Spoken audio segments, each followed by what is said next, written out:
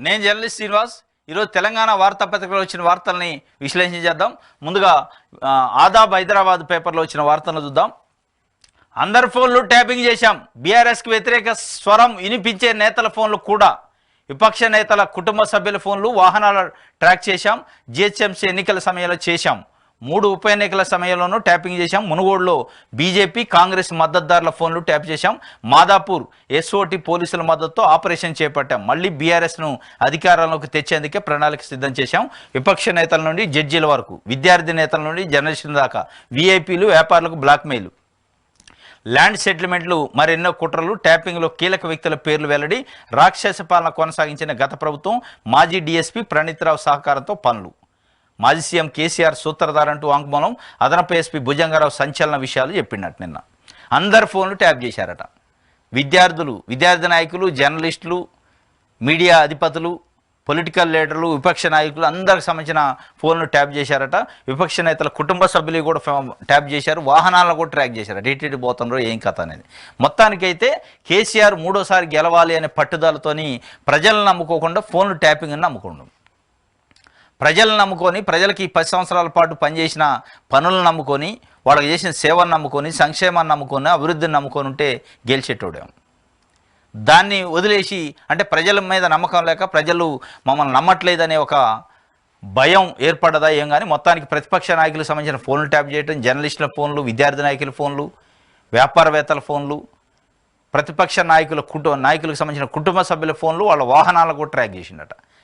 ఇది కథ. అంటే రాజ్యాంగ వ్యతిరేకంగా, ప్రజాస్వామ్య వ్యతిరేకంగా ఆయన పనిచేసి ఏదో ఒక రకంగా మూడోసారి అధికారంలోకి రావాలి, అధికారాన్ని నిలబెట్టుకోవాలి అని చెప్పి ఒక ప్రయత్నం చేసిండు. అది విఫలమైంది. ఎందుకంటే ప్రజలనే నమ్ముకొని ఉంటే నిజంగానే బయటపడేటోడాం. ప్రజలు నమ్ముకోకుండా ఈ అడ్డదారులు నమ్ముకోవడం వల్ల ప్రజలు అడ్డదారులకు పంపించారు. ఇది కథ. మొత్తానికి అందరి ఫోన్లు ట్యాప్ చేశారట. ఇంకొక వార్త, శ్రీ చైతన్య మజాకా. ఇక్కడ చదువు చాలా కాస్ట్లీ గురు. లక్షల్లో ఫీజులు వసూలు, ప్రభుత్వ నిబంధనలు బేఖాతరు. సర్కారు ఫీజు స్ట్రక్చర్ కేవలం 1760 రూపాయలు. ఫస్ట్ ఇయర్కు 1,50,000, సెకండ్ ఇయర్కు 1,60,000 పక్కా. ఇంటర్మీడియట్ చదివించాలంటే 4 లక్షలు ఉండాల్సిందే. తల్లిదండ్రుల గుండెలు గుబేలు. ఓవైపు యాజమాన్య వేధింపులు, మరోవైపు ఒత్తిడి ఎక్కువై పిల్లల సూసైడు. మేనమేషాలు లెక్కిస్తున్న బోర్డ్ ఆఫ్ ఇంటర్మీడియట్ ఎడ్యుకేషన్. మేనమేషాలు కాదు, వాళ్ళు లంచాల మత్తులు మంచిగా నిద్రపోతున్నారు. మేనమేషాలు లెక్క పెట్టట్లా, లంచాలు మెక్కి కడుపు నిండా నిద్రపోతుండ్రు. ఆ నిద్రలో ఇంటర్మీడియట్ బోర్డు మొత్తం ఉంది. మొత్తానికి శ్రీ చైతన్య కానీ, అటు శ్రీ చైతన్య నారాయణ కానీ, నారాయణ విద్యా సంస్థలు కానీ చైనా బ్యాచ్ అని పెట్టారు వీళ్ళు. మళ్ళీ శ్రీ చైతన్య నారాయణ కలిపి చైనా ఆట. మళ్ళీ శ్రీ చైతన్య వేరు, నారాయణ వేరు. ఈ రెండు కలిపి కూడా కొన్ని కాలేజీలు ఉన్నాయి. పెట్టి అడ్డగోలుగా నిలువు దోపిడీ చేస్తున్నారు ప్రజల్ని. నిలువు దోపిడీ, లక్షల ఫీజులు. ఒక్కదానికి కూడా ప్రభుత్వ నిబంధనలకు అనుగుణంగా ఒక్క బిల్డింగ్కి పర్మిషన్ ఉండదు. పర్మిషన్ ఉంటుంది కానీ లంచాలు తీసుకొని నిబంధనలు పాటించకూడదు కూడా పర్మిషన్లు ఇచ్చారు.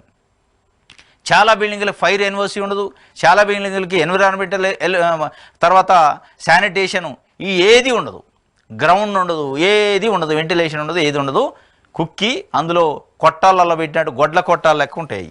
ఆ కొట్టాలలో పెట్టి పిల్లల్ని ఒత్తిడికి గురి చేసి పిల్లల సూసైడ్ చేసుకునే పరిస్థితి ఈ ఒత్తిడి వల్లనే వస్తుంది.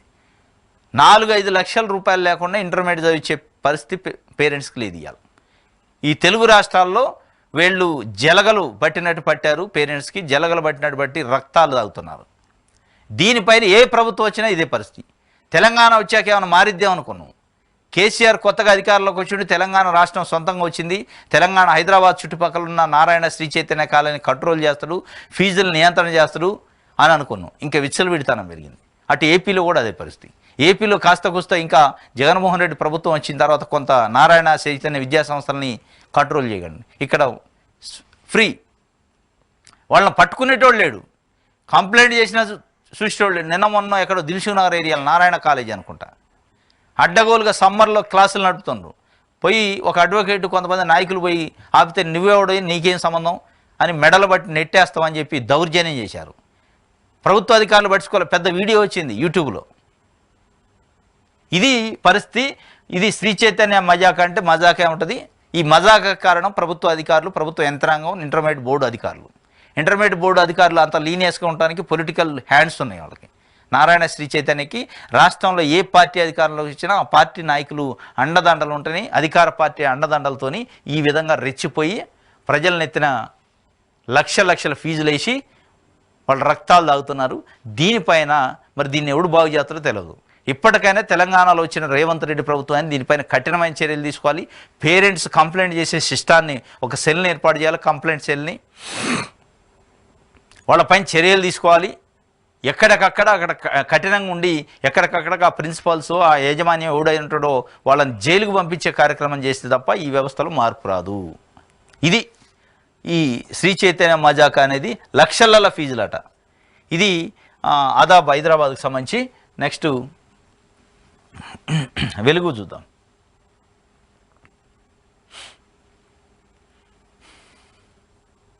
జడ్జిలు, లాయర్లు, జర్నలిస్టులు ఎవరిని వదలలేదు. బీఆర్ఎస్కు వ్యతిరేకలే టార్గెట్గా ఫోన్ ట్యాపింగ్. 300 మందికి పైగా ఫోన్లు ట్యాప్ చేసిన ఈయన తిరుపతి అన్న టీము. లిస్టులో పొంగులెట్టి, వివేక్, రాజగోపాల్ రెడ్డి, వెంకటరమణారెడ్డి, కొండలరెడ్డి. ఎన్నికల టైంలో వాట్సాప్ గ్రూపులు ఏర్పాటు చేసి ప్రత్యర్థుల డబ్బు పట్టివేత. యశోద, ప్రతిమ హాస్పిటల్స్ నుంచి బీఆర్ఎస్ నేతలకు భారీగా డబ్బు పంపిణీ. టాస్క్ ఫోర్స్ ఒత్తిడితోనే బీఆర్ఎస్ కోసం 13 కోట్లు ఎలక్ట్రల్ బాండ్లు కొనుగోలు చేసిన సంధ్య కన్వెన్షన్ ఎండి శ్రీధర్రావు, భుజంగరావు, తిరుపతన్న స్టేట్మెంట్స్లో వెలుగులోకి సంచలన విషయాలు. ఇది వీళ్ళ కథ. జర్నలిస్టులట, లాయర్లట, జడ్జీలను కూడా వదిలిపెట్టలే. మళ్ళీ వీళ్ళ ఘనకార్యం ఏంటంటే ఈ టాస్క్ ఫోర్స్ పోలీసులతోని వాళ్ళనే పెట్టి వాళ్ళ వెహికల్స్లోనే డబ్బులు పంపిణీ చేసే కార్యక్రమం ఎలక్షన్స్లో. ఇది రాజకీయాలు. కేసీఆర్ చెప్తుంటాడు అప్పుడప్పుడు, ఇదే ఆ రాజకీయం. ఇంత గలీజ్ జాతర, ఇంత ఏకలి శాస్ట్లా, ఇంత లో క్లాస్ రాజకీయాలు చేస్తారంట. మరి దీన్ని ఏమంటారు?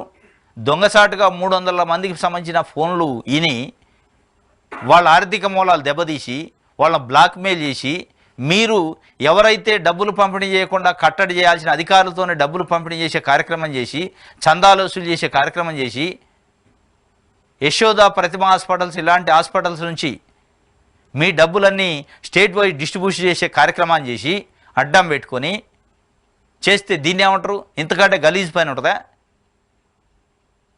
చెప్పడానికి నీతులు బాగానే ఉంటాయి, చేసే పనులు ఏంది అనేది ఇవాళ ప్రజలు కూడా ఆలోచించుకోవాలి. దాంట్లో ఈ ఫోన్ ట్యాపింగ్ లిస్టులో ప్రధానంగా పొంగులేటి శ్రీనివాసరెడ్డి ఉండట, వివేక్ వెంకటస్వామి ఉండట, అదేవిధంగా రాజగోపాల్ రెడ్డి, వెంకటరమణారెడ్డి. అంటే కామారెడ్డిలో కేసీఆర్ పైన గెలిచిండు బీజేపీ పార్టీ నుంచి, ఆయన ఫోన్ కూడా ట్యాప్ చేశారట. కొండలరెడ్డి అంటే రేవంత్ రెడ్డి సోదరుడు కొండలరెడ్డి, ఆయన ఫోన్ కూడా ట్యాప్ చేశారట. ఎన్నికల టైంలో వాట్సాప్ గ్రూపులు ఏర్పాటు చేసి ప్రత్యర్థులకు సంబంధించిన డబ్బులను ఎక్కడెక్కడ పట్టుకోవాలి, మన డబ్బులను మళ్ళీ అదే పోలీసులతోనే పట్టుకున్న పోలీసులతోనే. అంటే ప్రతిపక్ష పార్టీలకు సంబంధించిన డబ్బులను పట్టుకోవడానికి పోలీసులే ఉంటారు, అధికార పక్షానికి సంబంధించిన బీఆర్ఎస్ పార్టీకి సంబంధించిన డబ్బుల్ని ప్రజల దగ్గర తీసుకోవడానికి కూడా అదే పోలీసులను వాడుకుంటే ఎంత దుర్మార్గం, ఎంత దౌర్భాగ్యమైన పరిస్థితి ఉందో మనం అర్థం చేసుకోవాలి. రాష్ట్ర అవతరణ వేడుకలకు రండి, కాంగ్రెస్ అగ్రనేత సోనియాకు సీఎం రేవంత్ రెడ్డి ఆహ్వానం. ఢిల్లీలో ఆమె నివాసంలో కలిసి ఇన్విటేషన్ ఇచ్చిండు. రాష్ట్రంలో కాంగ్రెస్ పాలన, లోక్సభ ఎన్నికల తదితర అంశాలపై చర్చ. రాష్ట్రం ఇచ్చిన నాయకురాలుగా సోనియాను ఆహ్వానించామని వెల్లడి. రాష్ట్ర అవతరణ దినోత్సవాలు జూన్ 2న ఉన్నాయి. దానికి సంబంధించి దశాబ్ది ఉత్సవాల పేరుతోని తెలంగాణ ఉద్యమకారులను సన్మానిస్తాం. దాంట్లో ప్రధానంగా రాష్ట్రాన్ని ఇచ్చిన నాయకురాలుగా సోనియా గాంధీకి కూడా ఆహ్వానం పలుకుతాం. ఢిల్లీ వెళ్ళి సోనియా గాంధీ నివాసంలో ముఖ్యమంత్రి రేవంత్ రెడ్డి ఆమెకి ఇన్విటేషన్ ఇచ్చారు, రండి అని అడిగారు. దానికి సంబంధించి ఇంకా క్లారిటీ రాలేదు. మొత్తానికైతే ఈ రాష్ట్ర రాజకీయాలు, లోక్సభ ఎన్నికలు, కొత్త ప్రభుత్వంలో పనితీరు, దీనిపైన కూడా చర్చించారట. ఇది ఒక వార్తగా ఇచ్చారు. బీఆర్ఎస్ సర్కార్ లెక్క ఫోన్లు ట్యాపింగ్ చేయం, ప్రజాపాలన అందిస్తాం. ఎన్నికల కోడ్ వల్ల ఫోన్ ట్యాపింగ్పై రివ్యూ చేయలే సీఎం రేవంత్ రెడ్డి. స్ట్రిక్ట్ ఆఫీసర్లు ఎంక్వైరీ చేస్తున్నారు, నా ప్రమేయం అవసరం లేదు, పోలీసులకు పూర్తి స్వేచ్ఛ ఇచ్చా. ఫోన్ ట్యాపింగ్పై సిబిఐ దర్యాప్తును కేసీఆర్, కేటీఆర్, హరీష్ రావు ఎందుకు డిమాండ్ చేయట్లేదు? పోరాటాలు, త్యాగాలు స్మరణకు వచ్చేలా రాష్ట్ర చిహ్నము, గీతము, వాటిని రూపొందించే బాధ్యతను కవి, కళాకారులకి వదిలేశాం. ఢిల్లీలో మీడియాతో ముఖ్యమంత్రి చిట్ చాటు. బీఆర్ఎస్ ప్రభుత్వం లేక మేము ఫోన్ ట్యాపింగ్లు చేయము, ప్రజాపాలన అందిస్తాం అని చెప్పి రేవంత్ రెడ్డి చెప్తుండే. ఎన్నికల కోడ్ ఉంటానని ఫోన్ ట్యాపింగ్ పైన రివ్యూ చేయలేదు, స్ట్రిక్ట్ ఆఫీసర్లు ఎంక్వైరీ చేస్తున్నారు కాబట్టి నా ప్రమేయం అవసరం లేదు, పోలీసులకు పూర్తి స్వేచ్ఛ ఇచ్చినాం. ఇంకోటి కేసీఆర్, కేటీఆర్, హరీష్ రావు ఈ ఫోన్ ట్యాపింగ్ పైన లీకులు చేస్తున్నారు, ఇదంతా అబద్ధం అని పదే చెప్తున్నారు కదా. నిజంగానే లీకులు చేసి నిజంగానే దీంట్లో అబద్ధం ఉంటే, నిజం లేకపోతే మీరు ఎందుకు సిబిఐ ఎంక్వైరీని డిమాండ్ చేయట్లేదు, మిగతా విషయాల్లో చేస్తున్నారు కదా, ఫోన్ ట్యాపింగ్లో ఎందుకు అడగట్లేదు సిబిఐ ఎంక్వైరీ? మీకు నిజంగానే చిత్తశుద్ధుండి మీకు నిజంగానే ఆ ఫోన్ ట్యాపింగ్లో పాత్ర లేకపోతే సిబిఐ ఎంక్వైరీ అడగొచ్చు కదా, ఎందుకు అడగట్లేదు? దాని వెనక ఉన్న మతలబ్ ఏంది అని రేవంత్ రెడ్డి ప్రశ్నించిన పరిస్థితి నేను ఢిల్లీలో ప్రెస్ మీట్లో చెప్పిండు. ఇది ఒక వార్త. జూలైలో కులగణన, బీసీ వెల్ఫేర్ ఆఫీసర్ల కసరత్తు, ఎన్నికల కోడ్ ముగిసిన తర్వాత గైడ్లైన్స్ ఖరారు, బీసీ ప్రజా సంఘాలు పార్టీల నుంచి అభిప్రాయ సేకరణ, లోకల్ బాడీ ఎన్నికలపై ఎఫెక్ట్ పడే అవకాశం ఉందట. ఈ కులగణన ఎఫెక్ట్ అనేది స్థానిక సంస్థల ఎన్నికలు అంటే సర్పంచ్, ఎంపీటీసీ, జడ్పీటీసీ, ఎంపీపీలకు సంబంధించి ఎన్నికలపై ఎఫెక్ట్ పడే అవకాశం. వాస్తవం ఎన్నికల కోడ్ ముగియగానే స్థానిక సంస్థల ఎన్నికలకు సంబంధించి షెడ్యూల్ వచ్చే అవకాశం ఉంది అనేది ఒక చర్చ జరిగింది. కానీ కాంగ్రెస్ పార్టీ ఒక హామీ ఇచ్చింది, మేము గెలిస్తే రాష్ట్రంలో కులగణన చేస్తాం, ఆ కులగణన బేస్ చేసుకొని బీసీలకు రిజర్వేషన్ల శాతం పెంచుతూ 34% వరకు స్థానిక సంస్థల్లో రిజర్వేషన్లు ఇప్పుడున్న 24% 34% చేస్తాం, లేదా 42 కూడా చేసే అవకాశం ఉంది కుల గణన ఆధారంగా అని చెప్పారు. దాన్ని బేస్ చేసుకొని ఎన్నికల కోడ్ ముగిగానే జూలైలో కులగణన చేయాలి. ఆ కులగణన ప్రకారం వచ్చిన స్టాటిస్టిక్స్ని బేస్ చేసుకొని ఈ రిజర్వేషన్లు ఖరారు చేసే అవకాశం ఉంది. కాబట్టి ఈ ప్రాసెస్ మొత్తానికి టైం పట్టే అవకాశం ఉంది. కాబట్టి ఈ లోకల్ బాడీ ఎన్నికలపైన ఎఫెక్ట్ పడే అవకాశం ఉందని ఒక వార్తనిచ్చారు. రాష్ట్రంలో గ్రామ పంచాయతీ టర్మ్ ఈ ఏడాది ఫిబ్రవరి 1 ముగిసింది. ఎంపీ ఎన్నికలు ఉండటంతో స్పెషల్ ఆఫీసర్ల పాలనను ప్రభుత్వం అమల్లోకి తెచ్చింది. ఇప్పుడు జూలైలో ఎంపీటీసీ, జడ్పీటీసీ టర్మ్ కూడా ముగియనుంది.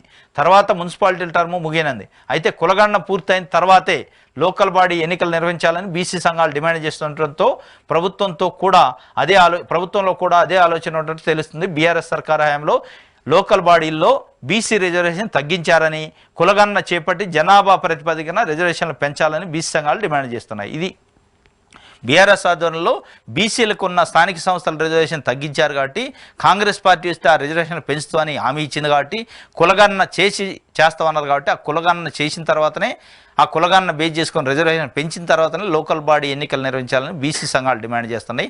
ప్రభుత్వం కూడా ఆ దిశగానే ఆలోచన చేస్తున్నట్టు. కాబట్టి కులగణన ఎఫెక్ట్ అనేది ఈ లోకల్ బాడీ ఎన్నికలపైన ఎఫెక్ట్ పడే అవకాశం ఉందని ఒక వార్తని వెలుగు పేపర్ ఇచ్చింది. ఇది ఒక వార్త.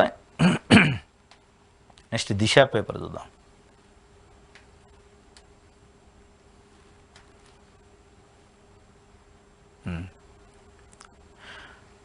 బిర్యానీ బిల్లు 1000 రూపాయలు అయిందట, కానీ ఆసుపత్రి ఖర్చు 1,00,000 అయిందట. బిర్యానీ తింటే ఫుడ్ పాయిజన్ అయింది. ఈ మధ్యకాలంలో హైదరాబాదు మొత్తంలో ఉన్న చాలా రెస్టారెంట్లు, హోటల్స్ పైన ఫుడ్ సేఫ్టీ అధికారులు రైడ్స్ చేశారు. రైడ్స్లో అనేక దిగ్భ్రాంతికరమైన విషయాలు తెలిసినాయి. చాలా కుళ్ళిపోయిన కూరగాయలు, కుళ్ళిపోయిన మాంసం, కుళ్ళిపోయిన చేపలు,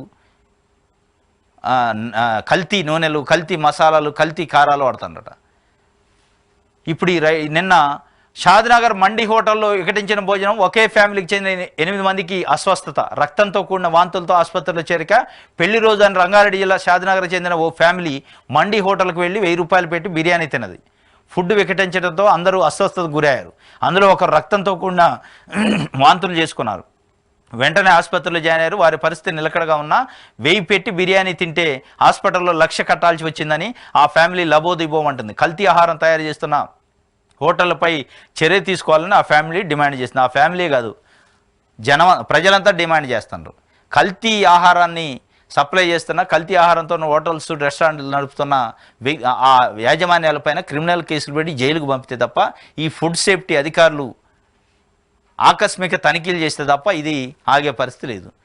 1000 రూపాయలు పెట్టి బిర్యానీ తింటే 1,00,000 రూపాయలు హాస్పిటల్ బిల్లు అయిందట. అది కథ. ఆ బిర్యానీ వికటించి ఆహారం మొత్తం కలుషితమైన ఆహారం తినటం వల్ల రక్తపు వాంతులు అయినాయట. ఇది మనకి బయటకు వచ్చింది ఒకటి, కానీ బయటికి రాని ఎన్ని ఉన్నాయో. కాబట్టి ఫుడ్ సేఫ్టీ అధికారులు దీని మీద సీరియస్గా యాక్షన్ తీసుకోవాలి. ఇట్లాంటి హోటల్ను సీజ్ చేయాలి, మళ్ళీ తెరిచే అవకాశం లేకుండా చేయాలి. ఆ హోటల్కి సంబంధించిన యజమానులను తీసిపోయి లోపటేసే కార్యక్రమం చేస్తే తప్ప ఆ భయం ఉండదు. అవసరమైతే ప్రతి రెస్టారెంట్, ప్రతి హోటల్లో కూడా కంప్లైంట్ సెల్కి సంబంధించిన నెంబర్లు, వాట్సాప్ గ్రూపు నెంబర్లు, వాట్సాప్ నెంబర్లు ఇస్తే ఎప్పటికప్పుడు అవసరమైతే ఎక్కడన్నా నకిలీ ఉంది, ఆహారంలో కల్తీ ఉంది అని చెప్తే వాట్సాప్లో పెట్టేటట్టు ఉండాలి, ఫోటో తీసి. అట్లుంటే తప్ప దీన్ని నిర్వహించడం. ప్లస్ ఆ పెట్టిన ఫిర్యాదు, ఇచ్చిన వాట్సాప్కి సంబంధించి దానిపైన చర్యలు తీసుకునే మెకానిజం ఉండాలి. ఉంటే అప్పుడు సెట్ రైట్ అవుతారు. ఇది దిశ పేపర్కి సంబంధించి. నమస్తే తెలంగాణ చూద్దాం.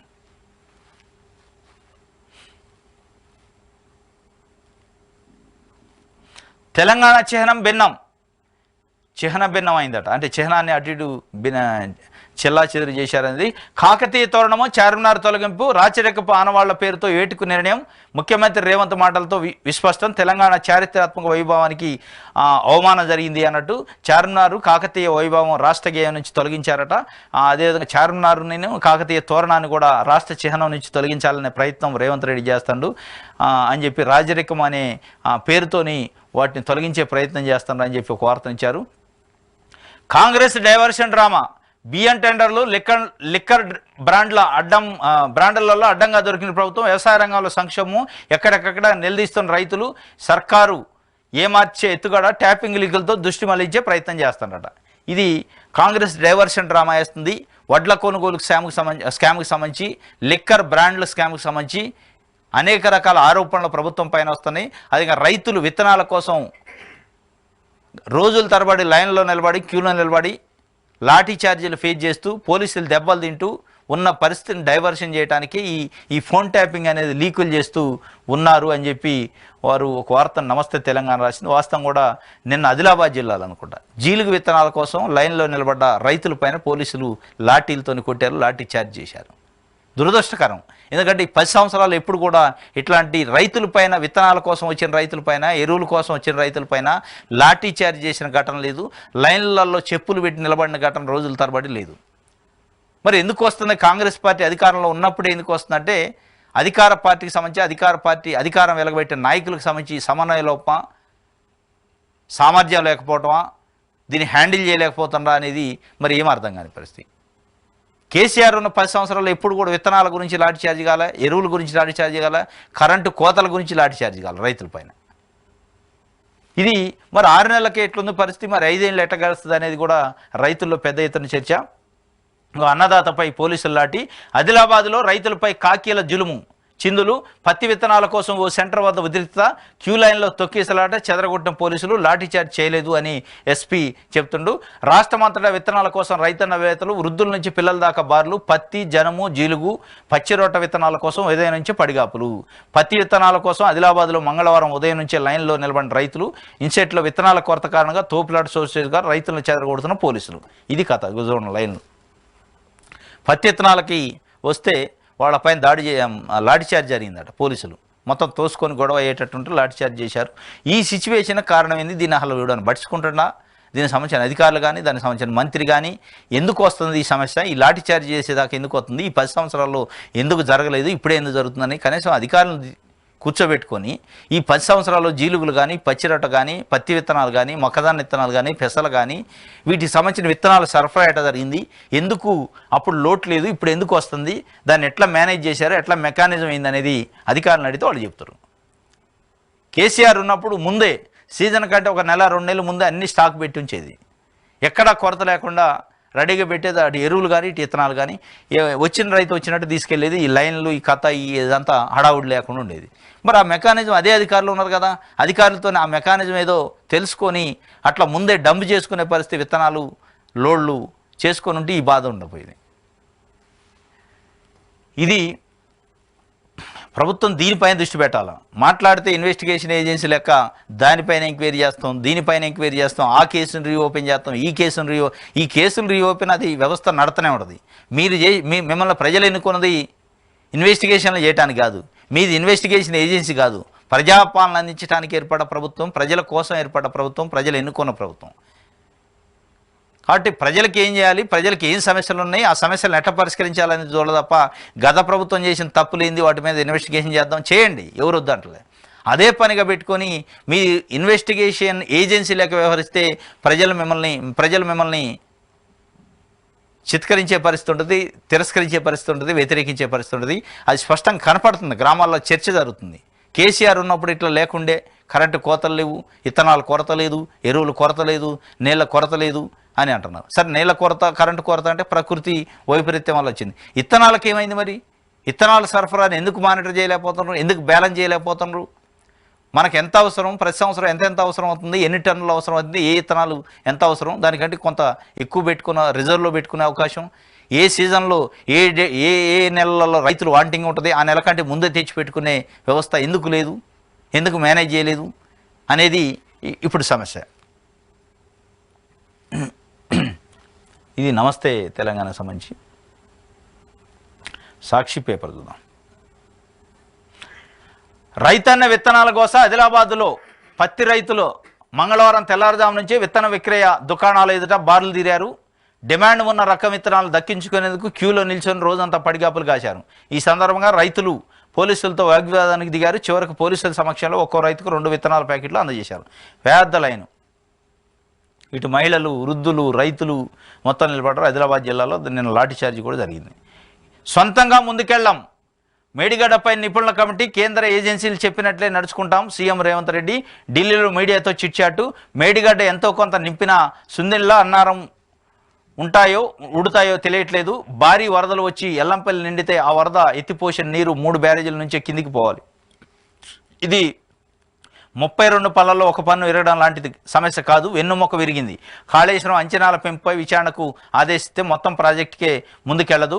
ఫోన్ ట్యాపింగ్పై కేసీఆర్, హరీష్ రావులు సిబిఐ విచారణ ఎందుకు కోరడం లేదు? ఇందులో తన జోక్యం లేదన్న సీఎం. ఇది మొత్తానికి ఈ మేడిగడ్డ, ఫోన్ ట్యాపింగు, లేదా నయీం డైరీ, వీటిపైన రీఇన్వెస్టిగేషన్ దాన్నే హైలైట్ చేస్తున్నారు తప్ప ఈ రైతులకు సంబంధించి ప్రజలకు సంబంధించిన సమస్యలపైన హైలైట్ చేసే పరిస్థితి లేదు. పైన ఇత్తనాల కొరతతో లాఠీ చార్జీలు దెబ్బలు తినుకుంటూ రైతులు లైన్లో నిలబడితే మేము ఫోన్ ట్యాపింగు లేదా మేడిగడ్డ అది చేయండి. అది మీరు వచ్చిన కాడి నుంచి అదే చెప్తుంటారు. ఇన్వెస్టిగేషన్ ఏజెన్సీ లెక్క అది ఇన్వెస్టిగేషన్ అది అయ్యేది. జ్యుడిషియల్ కమిషన్ వేశారు, అది అయ్యేది. దాన్ని వదిలేసి మీరు ఏం చేయాలి? ప్రజలకు ఉన్న సమస్యలు ఏంది అనేది పట్టించుకుంటే బాగుంటుంది.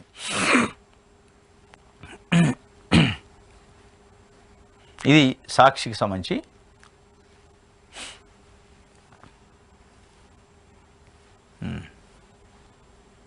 ఆంధ్రజ్యోతి చూద్దాం. కేసీఆర్ను విచారించాలి, ఆయనకు లై డిటెక్టర్ పరీక్షలు చేయాలి, అప్పుడే కాళేశ్వరం విషయాలు బయటకు వస్తాయి. కేసీఆర్ను విచారించాలి, లై డిటెక్టర్ పరీక్షలు చేయాలని రేవంత్ రెడ్డి నిన్న ఢిల్లీలో చెప్తుండు. జ్యుడిషియల్ విచారణ 3 బ్యారేజీలకి పరిమితం. ఫోన్ ట్యాపింగ్ని పట్టించుకోకుంటే కక్ష సాధింపు అంటారు. దీనిపై వాళ్ళు సిబిఐ విచారణ డిమాండ్ చేయట్లేదేమో. రాష్ట్ర చిహ్నంలో రాచరికానికి చెందిన గుర్తులు ఉండవు. రాష్ట్ర గీతం రూపకల్పన బాధ్యత పూర్తిగా అందశ్రీదే. కీరవాణి విషయంలోనూ పూర్తిగా ఆయన ఇష్ట ప్రకారమే. ఢిల్లీలో మీడియాతో ఇష్టాగోష్ఠి సందర్భంగా సీఎం రేవంత్ రెడ్డి చెప్తుండు. కేసీఆర్ని విచారించాలి, ఆయనకు లై డిటెక్టర్ పరీక్షలు చేయాలి, అప్పుడే కాళేశ్వరం విషయాలు బయటకు వస్తాయని కూడా చెప్తుండు. హైకోర్టు జడ్జి ఫోన్ పైన నిఘా. జస్టిస్ శరత్ వద్ద ప్రభుత్వం బీఆర్ఎస్ నేతల కేసులు ఉండటంతో ఆయన ఫోన్ ట్యాప్ చేశారట. ఈయన జస్టిస్ శరత్ ఆయన ఫోన్ కూడా ట్యాప్ చేశారట. ఆయన దగ్గర ప్రభుత్వానికి బీఆర్ఎస్ నేతలకు సంబంధించిన కేసులు ఉన్నాయట. కాబట్టి ఆయన ఏం మాట్లాడుతుండే, ఎవరితో మాట్లాడుతున్నారని ఫోన్ ట్యాప్ చేశారు జడ్జిని కూడా. పెద్ద క్రైమ్ ఇది. అది జడ్జే కాదు, మామూలు ఏ పౌరుడిదైనా ఫోన్ ట్యాప్ చేస్తే క్రైమే. దట్టు హైకోర్టు జడ్జి చేయటం అంటే మరి ఎంత దౌర్భాగ్యమైన పరిస్థితి అనేది. మునుగోడులో కారు గెలుపులో మాదే కీలక పాత్ర. కామారెడ్డిలో కేసీఆర్ గెలుపు కోసం శ్రమించాం. రేవంత్ సోదరుడు కొండలరెడ్డి ఫోను ట్యాప్ చేశాం. నిరుద్యోగంపై కేటీఆర్ను విమర్శించిన విద్యార్థి నేతలపైన నిఘా. బీఆర్ఎస్కి నిధులు సేకరించాం. మా ఆదేశాలతో రియల్టర్ సంధ్యా శ్రీధర్ రావు బీఆర్ఎస్కి 13 కోట్లు ఇచ్చారు అని భుజంగరావు చెప్పిండు. రోజుకు 40 నెంబర్లు ఫోన్ ట్యాప్ చేశారట. టార్గెట్ పెట్టారు మళ్ళీ ఫోన్లు ట్యాప్ చేయడంలో కూడా. కేటీఆర్ను ప్రశ్నించిన విద్యార్థి నాయకులు ఫోన్లు కూడా ట్యాప్ చేశారంటే ఏంది ఈ దౌర్భాగ్యమైన పరిస్థితి? ప్రశ్నిస్తే ఫోన్ ట్యాప్. మరి మీరు ఇవాళ ప్రతిపక్షంలోనూ మీరేం ప్రశ్నిస్తారు, మీరేం నిలదీస్తారు? మీరు ఇన్ని తప్పులు చేశాక ఏమని ప్రభుత్వాన్ని అడుగుతారు? ప్రజలకు ఏం న్యాయం జరిగింది? మీరు చేసిన ఈ ఘనకార్యాల వల్ల మీరే ముఖం ఆడబెట్టుకుంటారు ఇవాళ అనేది కూడా ప్రజలు అడిగే పరిస్థితికి వచ్చింది.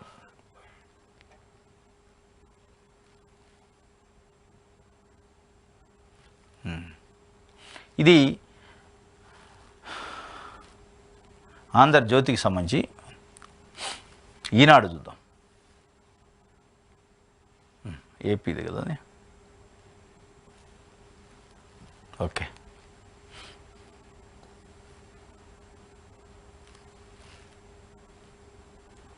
విమానానికి బాంబు బెదిరింపు. అత్యవసర ద్వారం నుంచి ప్రయాణికులు దించివేత. దేశంలో వరుస బాంబు బెదిరింపులు కలకలం రేపుతున్నాయి. ఢిల్లీలోని ఇందిరాగాంధీ అంతర్జాతీయ విమానాశ్రయం నుంచి వారణాసి వెళుతున్న ఇండిగో విమానంలోని బాత్రూంలో టిష్యూ పేపర్పై ఉదయం 5:30 బాంబు అని రాసి ఉండాలని సిబ్బంది గుర్తించారు. ఈ విమానం ఉదయం 5 గంటలకు బయలుదేరాల్సి ఉంది. వెంటనే ప్రయాణికులను అత్యవసర ద్వారం ద్వారా కిందికి దించేసిన సిబ్బంది ఎయిర్పోర్ట్ అధికారులను అప్రమత్తం చేశారు. రంగంలోకి దిగిన బాంబు స్క్వాడ్. మొత్తానికి ఎవడో కానీ మొత్తం ఆకతాయి పెట్టిండా నిజంగానే బాంబు స్క్వాడ్ కానీ మొత్తానికి 5 గంటలకు బయలుదేరాల్సిన ఫ్లైట్లో ఇండిగో ఫ్లైట్లో వారణాసి ఢిల్లీ నుంచి వారణాసి పోయే ఫ్లైట్లో టిష్యూ పేపర్ పైన 5 గంటల 30 నిమిషాలకు బాంబు అని రాసి పెట్టిండట. ఈ 5 గంటల 30 నిమిషాలకు బాంబు అంటే టేక్ ఆఫ్ అయిన తర్వాత బాంబు పేలిద్ది అని దాని అర్థం. వెంటనే అలర్ట్ అయ్యి ఆ సిబ్బంది మొత్తానికి ఎమర్జెన్సీ ఎగ్జిట్ నుంచి దాంట్లో ఉన్న ప్రయాణికులందరినీ కిందకి దింపి ఆపారు. దానిపైన ఏం జరిగిందో చూడాలి ఎంక్వైరీ.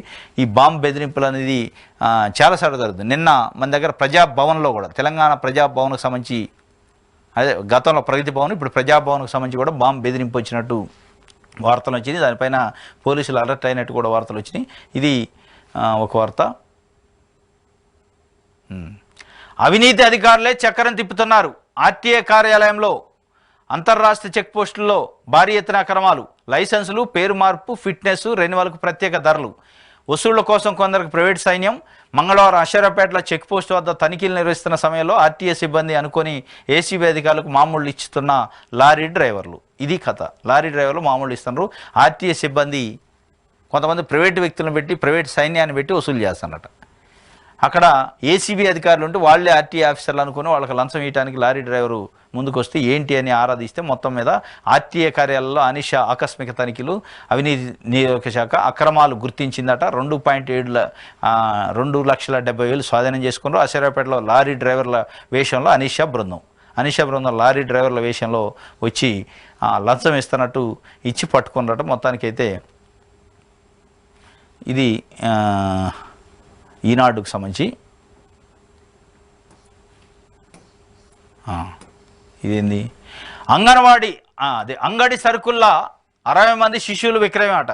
60 మంది చిన్నపిల్లల్ని విక్రయించారట అంగడి సరుకుల్లాగా. ఢిల్లీ, పుణే నుంచి తీసుకొచ్చి తెలుగు రాష్ట్రాల్లో అమ్మకం. స్ట్రింగ్ ఆపరేషన్తో పిల్లలు అక్రమ రవాణా గుట్టురట్టు. ముఠాలో 11 మంది అరెస్టు. పరారీలో ప్రధాన నిందితులు.